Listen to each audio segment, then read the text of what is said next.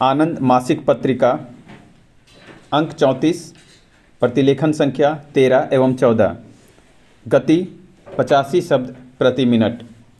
महोदय, मुझे नए बोर्ड से मिलकर बहुत प्रसन्नता हो रही है।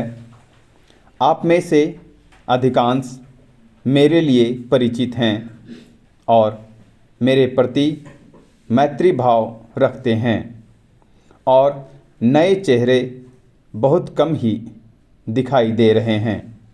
कुछ लोग मेरे लिए तो नहीं, लेकिन समाज कल्याण बोर्ड के लिए नए हैं। जैसा कि आप जानते हैं, बोर्ड से मेरा संबंध तब से रहा है जब पहली बार वह बनाया गया था। वास्तव में मैं उस समय मॉस्को में थी जब मुझे एक तार द्वारा यह जानकारी मिली। हमने उस यात्रा से पूर्व ऐसा बोर्ड गठित करने के बारे में चर्चा की थी, लेकिन वहां जाने के बाद मुझे यह तार मिला कि क्या मैं उसके लिए अध्यक्ष के नाम का सुझाव दे सकती हूँ। वहीं से मैंने श्रीमती दुर्गाबाई देशमुख के नाम का सुझाव भेजा था। जैसा कि आप जानते हैं, बोर्ड जिस ढंग से विकसित हुआ उसके लिए अधिकांशतः वे ही उत्तरदायी थी, और उन्होंने इसे एक नया आत्मविश्वास तथा गरिमा प्रदान की। अन्य बहुतेरी महिलाएं भी पहले से ही समाज कल्याण कार्यों में संलग्न थी, लेकिन श्रीमती देशमुख ने विभिन्न स्तरों की महिलाओं को, विशेषतः ग्रामीण क्षेत्रों की महिलाओं को बड़ी संख्या में इस काम में लगाया। उन्हें नई दिशा दिखाई और उनको प्रेरणा तथा उत्साह दिलाया कि वे अपने कार्यों का और विस्तार करें। आरंभ में यह सोचा गया था कि केवल तालमेल रखने का काम करेगा।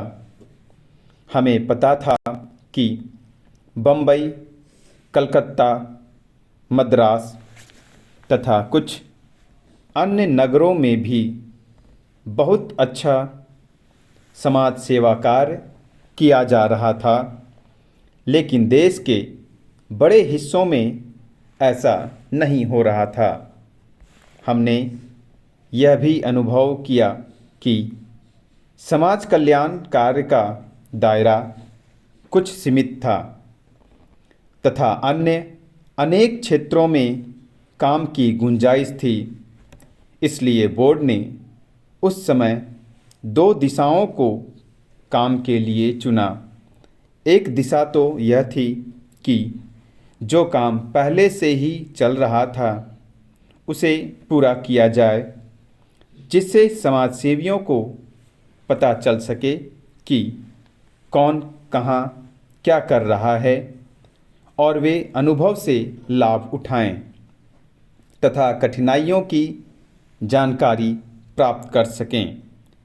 दूसरी दिशा यह थी कि जहाँ कहीं ऐसा कार्य नहीं हो रहा है, वहाँ महिलाओं को प्रोत्साहित किया जाए कि वे काम शुरू करें। और मैं समझती हूँ कि इन दोनों दिशाओं में बोर्ड को काफ़ी सीमा तक सफलता मिली। महोदय, बोर्ड को अपने अब तक के जीवन में अनेक उतार चढ़ाव देखने को पड़े हैं, और मैं यह नहीं कह सकती कि उसने जो काम हाथ में लिए हैं उन सब में वह सभी समय और समान रूप से सफल रहा है। हाँ, मैं यह अवश्य कह सकती हूँ कि इसकी स्थापना के बाद से जहाँ समाज कल्याण का काम और कार्य क्षेत्र बहुत बढ़ गया है, वहीं स्वयंसेवी संगठनों के इस दिशा में प्रयास में शिथिलता आई है और लोगों में केंद्रीय सहायता के बिना भी काम उत्साहपूर्वक करते रहने की भावना में कमी देखने को मिलती है। इससे पूर्व स्वैच्छिक कार्य का मतलब यह होता था कि आप किसी काम की जिम्मेवारी अकेले ही उठाएं और जिन लोगों को अपने साथ ले सकते हो लेकर काम में जुट जाएं। लेकिन अब कोई भी काम शुरू करने से पूर्व पहला प्रश्न यह होता है कि हमें सरकार से कितनी वित्तीय सहायता मिलेगी, कितनी भूमि, आवासीय सुविधा या अन्य सहायता उपलब्ध होगी।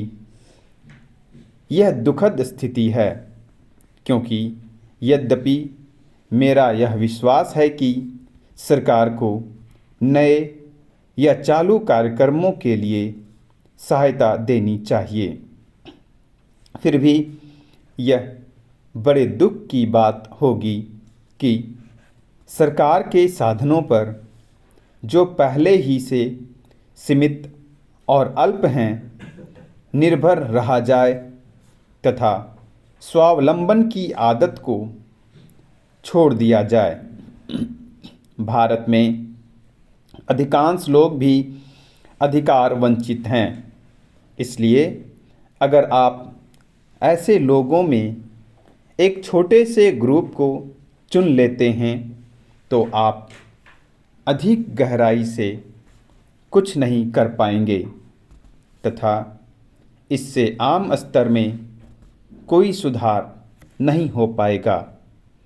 उदाहरण के लिए, बाल कल्याण के क्षेत्र में अगर औसत बालक को बेहतर स्वास्थ्य की सुविधाएं नहीं मिल पाती तो विकलांग बच्चों की समस्या हल नहीं की जा सकती।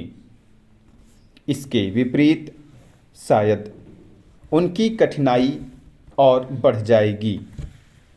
यही बात महिलाओं के संबंध में काम पर भी लागू होती है। अब मुझे यह कहते हुए अफसोस है कि यद्यपि श्रीमती वर्दप्पन कृपापूर्वक मुझे सभी रिपोर्टें भेजती रही हैं और मेरे संपर्क में रहने की कोशिश करती है, फिर भी मैं यह वास्तव में नहीं कह सकती कि मुझे बोर्ड के सभी कामों की पूरी जानकारी है। लेकिन यह जानकर मुझे बहुत प्रसन्नता हुई कि बोर्ड को जितना पैसा दिया गया था वह सभी काम में लग गया है और आशा है कि उसका सही उपयोग किया जा रहा है।